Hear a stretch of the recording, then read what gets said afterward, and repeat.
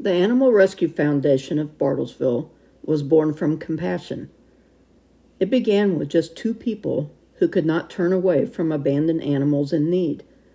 They opened their homes and their hearts, providing safety, medical care, and love until each animal could find a forever family. What started out as a small act of kindness quickly grew as others joined their mission. In 1999, ARF was officially formed with one simple purpose: to give homeless animals a second chance. In the early days, rescued cats and dogs were housed wherever space could be found, even in a local pet shop. Dogs were shown for adoption on a street corner on Saturdays, hopeful tails wagging as volunteers searched for the right families. Later, ARF rented space for cats and kittens, while foster homes stepped up to care for dogs who had nowhere else to go. But ARF had bigger dreams, a permanent sanctuary built just for them. Through years of determination, tireless work by our board, and the unwavering support of our village of volunteers and donors, that dream became reality. Today, ARF sits on 18 beautiful acres and operates from an 8,000 square foot facility that provides safety and comfort to an average of 60 to 70 dogs, puppies, cats, and kittens waiting for adoption. For many, ARF is a temporary stop on their journey to find a loving home. For some, it becomes their forever home, a place where they will always have warm beds, full bowls, caring hands, and companionship. No matter their age, health, or history, they are safe here. They are valued here. They are loved here. ARF receives no funding from the city, state, or federal government. We exist solely because of the generosity of individuals and private foundations who believe every animal deserves a second chance. With the exception of a small cleaning staff, ARF is powered entirely by volunteers, people who give their time, their energy, and their hearts. Because at ARF, rescue isn't just what we do, it's who we are. So I've been at ARF probably 12 years volunteering. 12, 13 years. So when you started, we were still on Tuxedo. Right. Okay. We were still there and we were only cats. I never saw a dog. I only saw cats.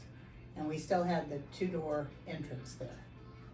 No, that's right. Where you, You yeah. went through the screen door and then you had to wait till that one closed and you went through another Right. screen door. Yeah, because some would sit there right there on the little window seat and To try to wait to open run that door. outside. Yeah. And that was where, who was it?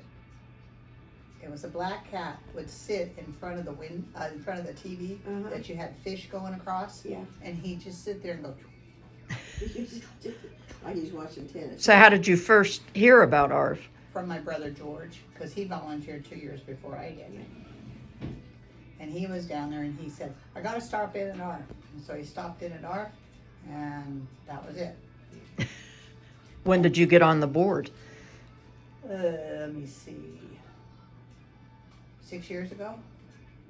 7 years Sounds ago? about right. Yeah, because I started out as secretary. Well, first I started out spay neuter, in charge of that, when Sheila gave that up.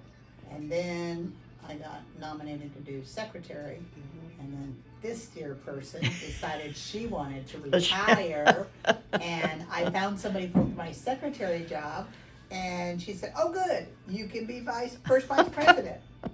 And I said, all right. And then how many pets do you have at home? Now I have 4 dogs and 5 cats. And 4 of the 5 cats What do you need? came from here. 4 of the 5 cats came from ARF. The one came with the house, but the other 4 came from here. Lick and stick, that's all. That's what I wondered if I was Doing gonna our have to lick and stick. Corporate donation letters, or corporate sponsors. We're going nuts. Plays a tune. And this is Vicky, one of our founders. Oh, Say good? Yeah, perfect.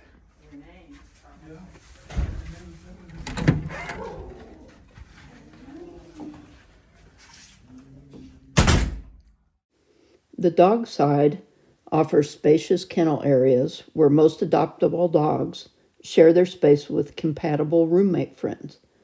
giving them companionship and comfort while they wait for their forever homes. Dogs enjoy time in the play yard at least 3 times a day to stretch their legs, burn off energy, and show off their playful personalities.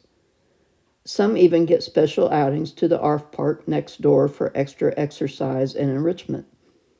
Visitors can learn all about each dog from our dedicated volunteers who know their unique traits and quirks. You're also welcome to spend one-on-one time with a dog in one of our 2 private greeting rooms.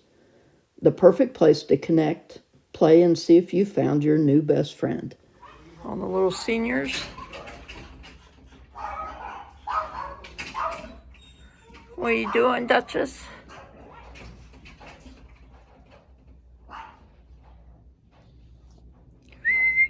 What are you guys doing? What are you doing?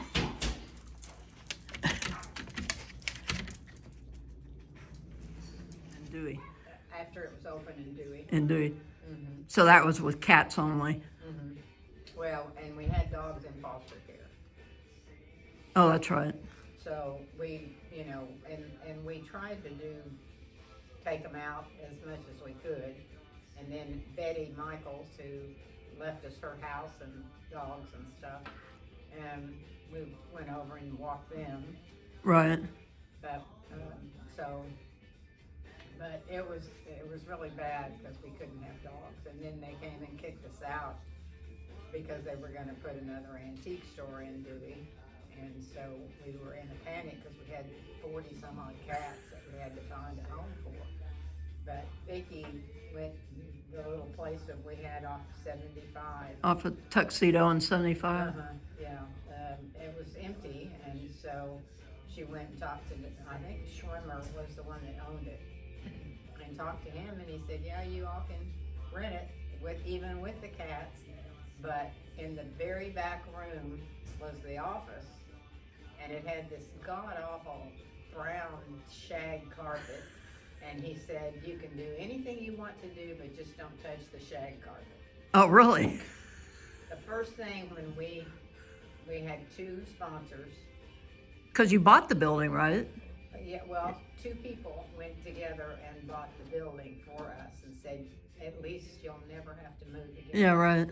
So anyway, and the first thing we did when we knew we owned the building was to take the shag carpet out. Ugh. So how did you originally meet Vicky? I met Vicky when I was working with ferals, and she would call me, and we would, go get them. We'd get them spayed, neutered, and then put them back, because normally they were feral. They weren't going to make This was cats, yeah. Cats, yeah.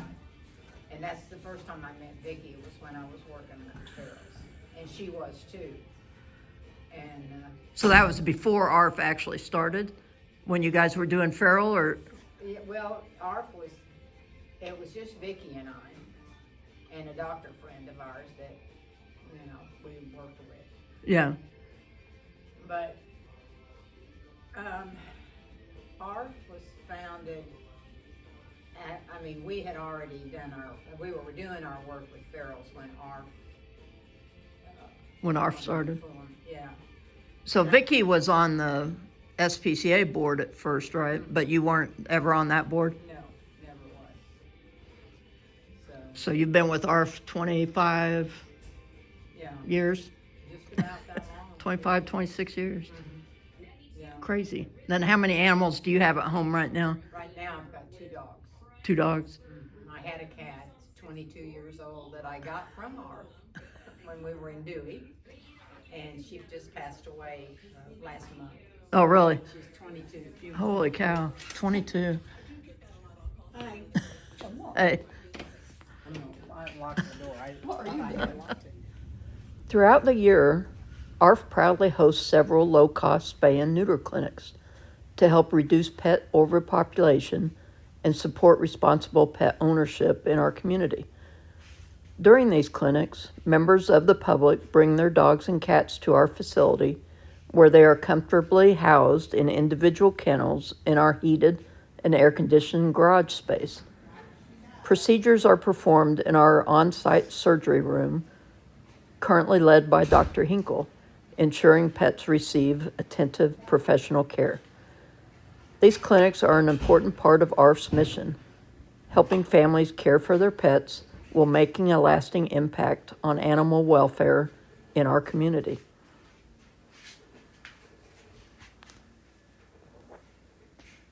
And then you've been, how long, Kay, have you been with ARF? 24 or 25 years. So were you actually one of the founders? No, I was about a year after that. About a year I started after. in 99, so it was either 20 or 21. So were they still in Dewey? Yes. We were in Dewey quite a while. My mom was looking for a cat. That's how you got into ARF. Yeah. And probably about a month or so after she got her cat, we were volunteering several days a week. So how many animals do you have at home right now? 2 cats. Two both cats. From ARF. Both from ARF. They were born to different mamas about 2 weeks apart. Oh, wow. And they're teenagers now. They're going to be 14 in May. So how many cats through the years have you had from ARF? Oh, just those 2. The others I had before. That you had before you Yeah. started with ARF? Yeah. Because they seem to live about 16, 17, 18 years. Yeah. So, yeah. That's about right. Our cats are But I had two. longevity cats. Yes. We Yes. feed them well. Yes, we do. There's And treat them well. So, and they're treated well here to begin with. So, Yes. and I think that's what makes my 4 get along so well, Mhm. because they are free roamers here, Right. and they were here together, Mm-hmm. you know, because Captain and Bowser were both here at the same time, and Grayson was here at that time too, and I adopted Grayson from my brother, and so he was here in the free roaming community. That makes sense that they hadn't really thought about that since they're free roaming, that they are used to having strange cats around. Yes. Well, that's what a lot of people tell us that adopt, just like this gentleman that just adopted one of our cats. He adopted a cat from the SPCA also, and he said, but the cat from here just seems to be, oh, you got another cat? Okay, that's great. Yeah. And they just, you know, he said it took about a day, and they're playing with each other and hanging with each other. And No, but darn.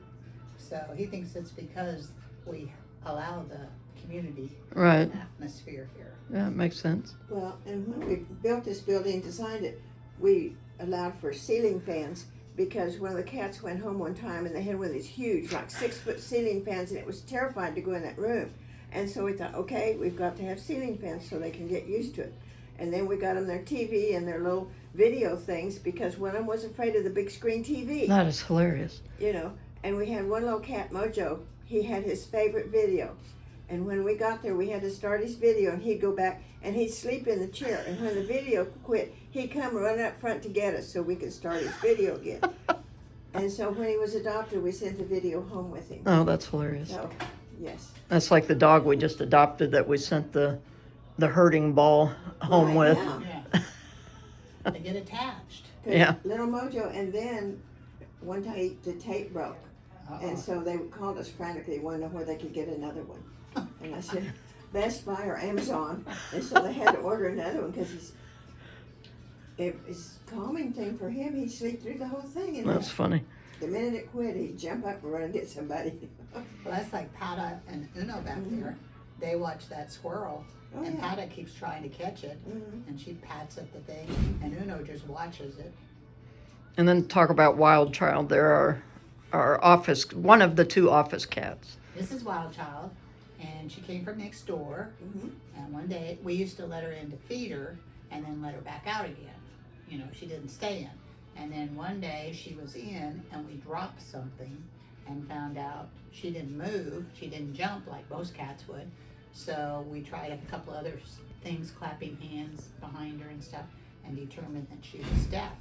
So we couldn't let her go again because that would be, she'd get run over in the parking lot by a car. So then we called the neighbor and asked if we could just keep Yeah. her. Yes, we had her tested, and she moved in here and rules the roost. And how old do you think she is? The vet said she's at least 14. At least 14. Yeah. And the reason she tilts her head is she had some sort of an ear infection, and we treated it, but it kind of affected her balance a little bit. So she's really smart though. She knows not to jump up on the counters anymore. Yeah, she can't not to make try because she can't make it, but she can make it on a chair. Mhm. So, and she can make it up on her laps too. And then what can you tell me about, is it Betsy that donated the estate? Betty, isn't it? Betty. Betty Michael. So she donated her estate and home. Yes, when she passed away. And the deal was that we keep her dogs. We took her 6 laps. They had gone camping, and someone had dumped out a litter of 6 black lab puppies. Well, they couldn't leave them, so she and her husband brought them home and kept them all. And when she got bored, or they'd load them all up in the camper, and they'd all go camping. They each wore a different color bandana, and we kept them all, and 1 or 2 of them I think got adopted after that, and the others passed away. So the deal was though that we had to keep the house for them until they passed away or got adopted, or Right, that's what we did. We fostered, because she also had another dog, Sitka, that was I think a husky mix. Mm-hmm. And so we kept all the dogs there in their home, and people went over every day and took them for walks and all this kind of stuff. And and that was before our building was built, so it was kind of an annex there for a little while Right, they because sort we of- kept the lawnmower out there for the dog park. yes, they passed on, and so Okay. Yeah. Then we sold. we dedicated the building to her. And that was, and part of the money from that sale went to the building, All of it. all of it. Yeah. Plus when we sold the building on Tuxedo, Uh-huh. brought the cats over. Yes, Yeah, we because did. we've got that sign out there where we dedicated. Right, yeah, I did put that in a Yeah. video. And there goes Wild Child. Uh-huh. She's gonna go get a drink at the automatic fountain.